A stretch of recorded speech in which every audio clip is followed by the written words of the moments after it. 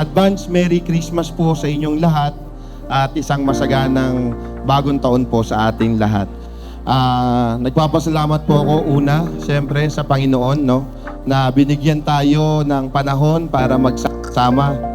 Then sumunod po siyempre sa parokya ng Santa Maria Magdalena sa pamumuno po ng ating sa Compradia de Sagrada Familia, no po, sa guidance po nila para maipakita at magawa ito mas maayos.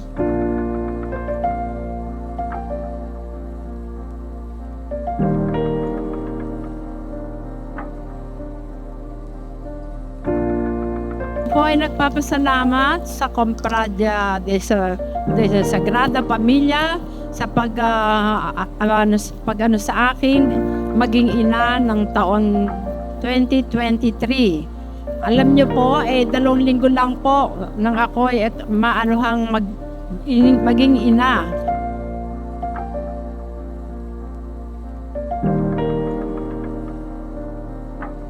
At ako po yung lubos na nagpapasalamat sa Panginoon at sa ating Holy Family na ako ay nahirang na maging ina ng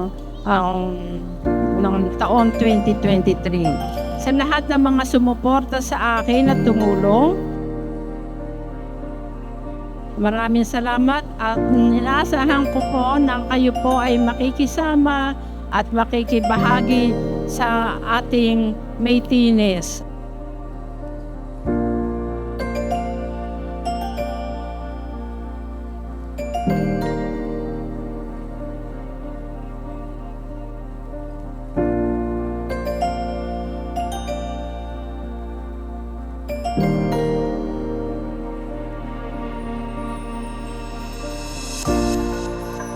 Payap pero maganda. Na po, it is the essence ng pagsasama-sama. Ang Pasko po na ito ay magsama-sama tayo ng masaya, magsama-sama po tayo ng may ngiti. Ibalik po natin ang ngiti ng may tinis. Muli po, maraming salamat po sa inyong lahat.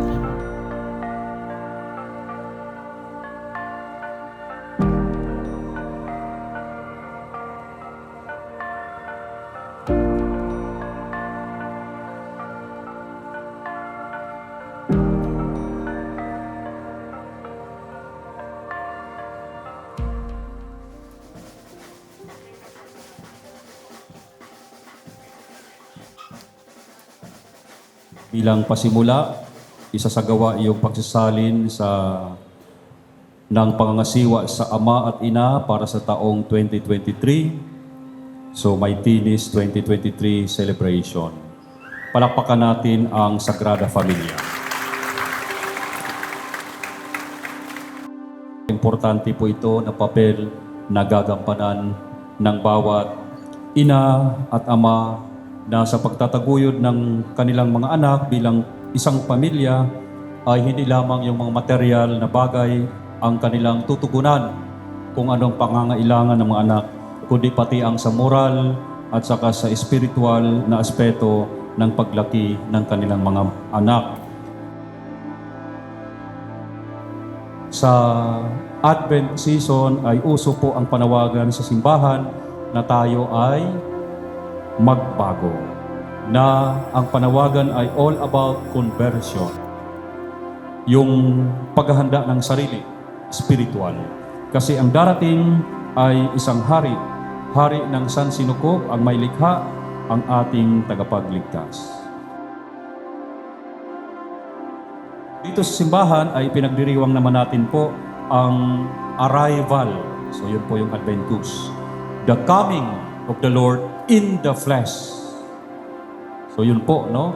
Ang pagpaparamdam ng Diyos in the flesh. Siya ay nagkatawang tao.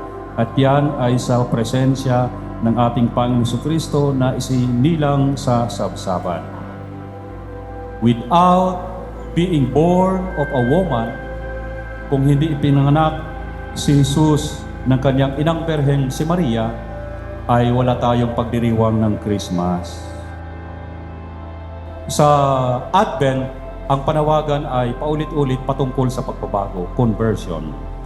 And as we find ourselves busy preparing for everything, para tayo'y masaya, ayan, may kagalakan, lahat ay nagde-decorate, okay yun. Ang panawagan ng simbahan is to pause for a moment and interiorize the meaning of Advent through prayer. Yan. Huwag kakalimutan ang dasal. Through self-denial and through works of generosity. With that, nananahan si Kristo sa puso ng tao na nagdi-decorate in preparation for His birthday. So hindi lamang material na preparasyon, kundi spiritual na aspeto ng buhay natin.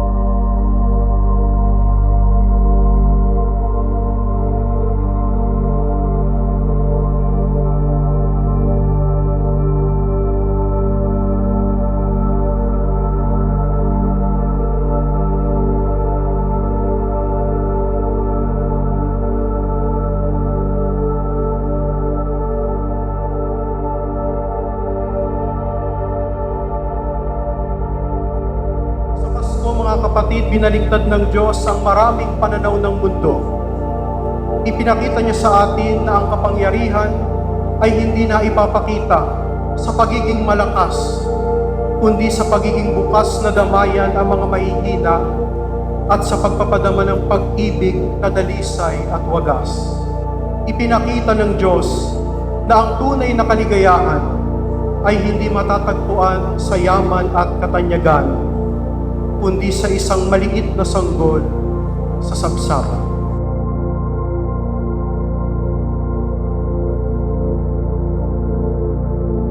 Siya ang regalo na tanging makapagbibigay ng tunay na saya sa ating mga puso ngayong Pasko. Bakit ibinigay ang sanggol na ito sa atin bilang isang regalo? Isa lang ang dahilan, mga kapatid: pag-ibig.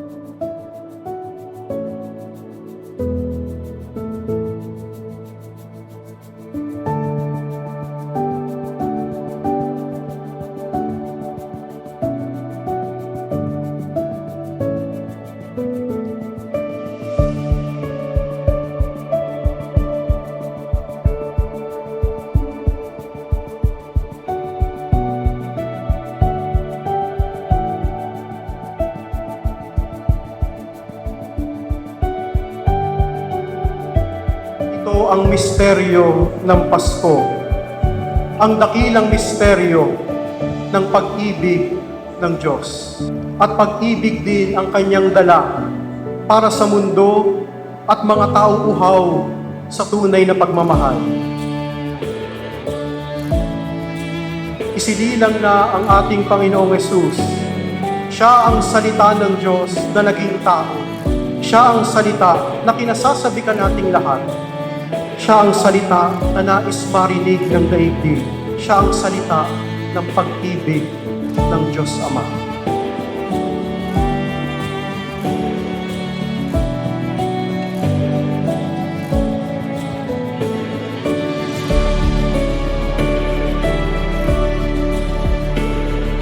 Huwag nating kakalimutan, tanggapin muna, tanggapin ang regalo ng Diyos Ama sa atin. Isang sanggol na lalaki. Si Jesus na ating tagapagligtas.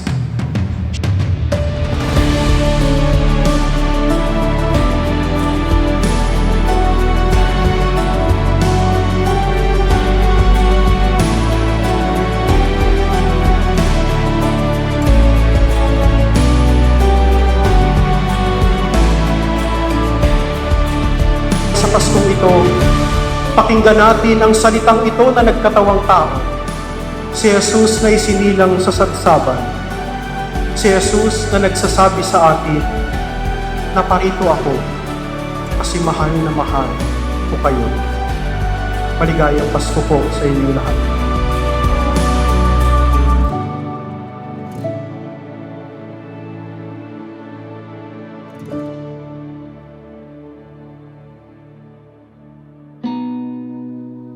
Maligayang Pasko at manigong bagong taon.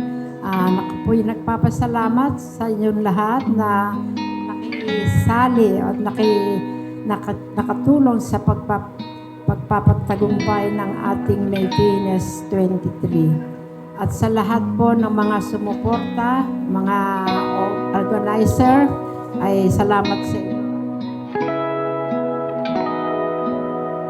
Maraming salamat po sa inyo. Happy New Year po sa inyong lahat. Inisip ko talaga, ganito siguro talaga yung challenge na binigay sa atin. Kaya po, hindi po talaga matatawaran yung pagpapasalamat ko. Unang-una po sa Kumpradya. Maraming salamat po sa guidance. Talaga po siguro talagang may plano ang Diyos na tayo po yung magsama-sama. At 400 years na ho kasi, po, sabi nga na doon sa ating, ito po tradisyon na natin, no? Tradisyon at dito po tayo pinagtitibay ng ating pananampalataya. Tanging dito lang po sa Kawit. Kaya po talagang challenge po na ituloy, no po. Itinatawid po natin ngayon, it's a difficult time po sa atin kasi galing po tayo sa pandemya, bumabangon lang po tayo ngayon. Dapat po masaya tayo ngayon. Tuloy natin yung kasiyahan because ang ating pong dambana ay 400 taon na pong nandiyan. Ang ating pong pananampalataya ay 400 na natin ginagawa. So ituloy po natin. Kaya po naman, isang challenge po talaga dito is yung kumuha at mag-encourage po ulit ng mga mag-aama at ina. Again, maraming salamat po sa inyong lahat. Mag-enjoy po tayo kasi ito po ang huling gabi. Magsasama-sama tayo para dito sa Pasko nito.